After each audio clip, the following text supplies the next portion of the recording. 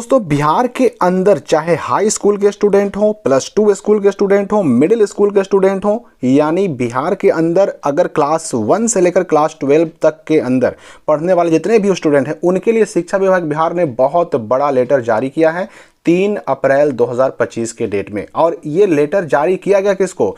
तो बिहार के अंदर जितने जिले हैं ना, सभी जिला के जिला शिक्षा पदाधिकारी को यानी डीओ को, और उसके बाद जिला कार्यक्रम अधिकारी को भी यानी डीपीओ को भी।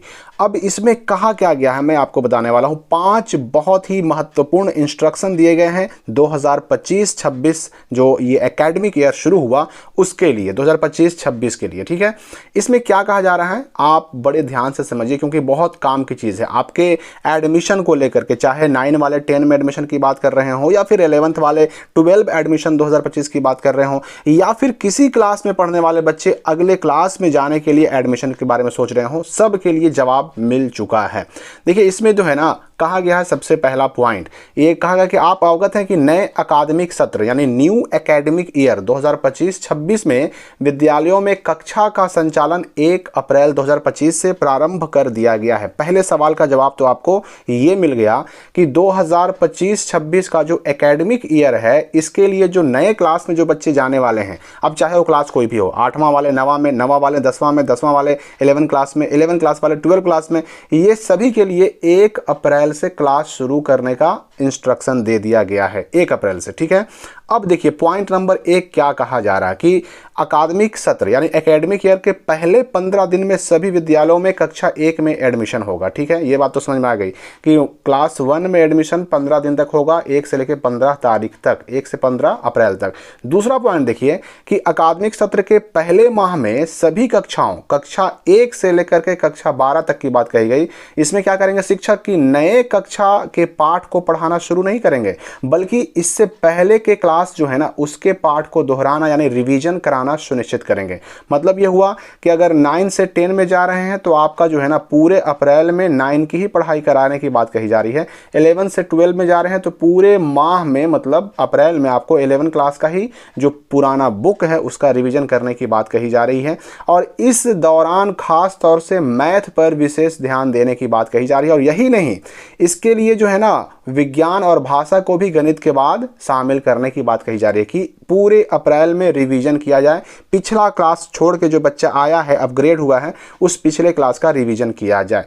अब देखिए तीसरे पॉइंट में एग्जामिनेशन की बात कही जा रही है कि अप्रैल माह के अंत में छात्रों की परीक्षा ली जाएगी और उनके प्रगति का आकलन किया जाएगा कि 1 माह जो उनका रिवीजन हुआ, 1 महीने, अब क्लास 1 से 12 तक किसी क्लास में हो, जो उनका रिवीजन हुआ उस रिवीजन के पश्चात वो कितना प्रोग्रेस कर पाए, कितना आगे बढ़ पाए, उसके हिसाब से अप्रैल के लास्ट में एग्जामिनेशन होगा। कब होगा एग्जाम?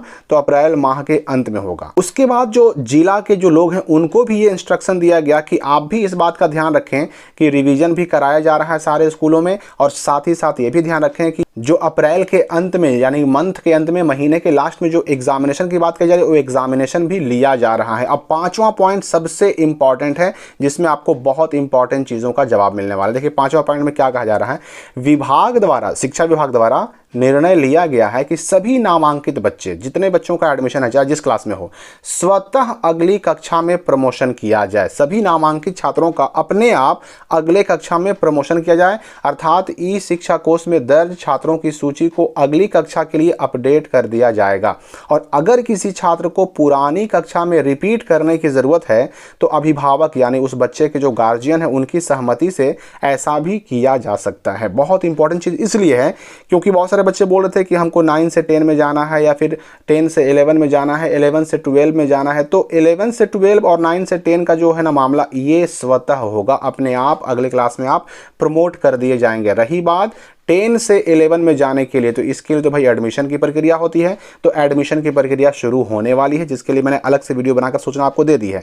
लेकिन जो 9th के बच्चे हैं 9 से 10 में जाने वाले हैं और जो 11 के बच्चे हैं 11 से 12 में जाने वाले हैं 2025 में, ऐसे सभी बच्चे ऑटोमेटिक अगले क्लास में प्रमोट हो जाएंगे, यानी कि उनका नाम अगली कक्षा में चला जाएगा। इसके लिए कोई भी अलग से उनको कोई प्रक्रिया करने की आवश्यकता नहीं है। हाँ, ये अलग बात है कि अगर वार्षिक सालाना जो फीस होता है अगर वो आपसे मांगा जा रहा है तो आप उसको जमा कर दीजिए, क्योंकि वो तो जमा करना ही है, अभी कीजिए या बाद में कीजिए, जमा तो करना ही पड़ेगा, तो वो फी जमा कर दीजिए। लेकिन एडमिशन के नाम पर और कोई फी आपको नहीं देना है, अपने आप अगले कक्षा में आपको प्रमोट करने की बात की गई है। अब रही बात कि ई शिक्षा कोष का यहाँ पे नाम आया, तो मैं आपको बता दूं कि यही वो पोर्टल है जिस पर आपका नाम होना अत्यंत आवश्यक है, वरना अगर इस पर नाम नहीं होगा ना तो फिर आपको कोई भी सरकारी लाभ नहीं मिल पाएगा। जो हाई स्कूल का पैसा होता है, साइकिल, पोशाक, छात्रवृत्ति वगैरह का पैसा होता है, वो पैसा आपको नहीं मिल पाएगा। इसलिए इस ई शिक्षा कोष पोर्टल पर आपका नाम जरूर हो, इस बात का भी आपको ध्यान रखना होगा। और अगर कोई छात्र चाहता है कि हम पुराने ही क्लास में रहें, एक साल और हम उसी क्लास को पढ़ें, तो उसके लिए ज़रूरी है कि उसके गार्जियन की सहमति मिले, और गार्जियन की सहमति के बाद ही अगर स्कूल चाहे तो उसको उसी क्लास में एक साल और रोक सकता है। तो ये बात आप समझ जाइए कि 1 अप्रैल से ही आपका क्लास शुरू हो चुका है, और अगर क्लास शुरू नहीं हो रहा है तो आप अपने स्कूल में क्लास शुरू करवाइए। 1 अप्रैल से ही क्लास शुरू करने का निर्देश दे दिया गया है। साथ ही साथ हर क्लास के बच्चे 1 क्लास वाले 2 में, 2 वाले 3 में, 3 वाले 4 में, इस तरह से 6 वाले 7 में, 7 वाले 8 में, इस तरह से सारे क्लास के बच्चे 9 वाले 10 में, 10 वाले 11 में एडमिशन होगा, जबकि 11 वाले 12 में अपने आप जाएंगे। ये सारी चीज़ें ऑटोमेटिक करने की बात कह दी गई है। बस 10th यानी मैट्रिक पास करने वालों का अलग से एक प्रोसेस होगा एडमिशन का, जिसका ऑनलाइन उन्हें करना पड़ेगा OFSS पोर्टल के माध्यम से। तो क्लास 1 अप्रैल से शुरू जरूर हो गया है, लेकिन 1 महीना पूरा अप्रैल पिछले क्लास के सिलेबस को, किताबों को, पाठों को, चैप्टर्स को पढ़ाना है, रिवीजन करना है, फिर अप्रैल के लास्ट में आपको एग्जाम भी देना है। ये बात भी आपको ध्यान में रखना होगा। तो इस वीडियो के लिए फिलहाल इतना ही, हम मिलेंगे अगली वीडियो में नए अपडेट के साथ।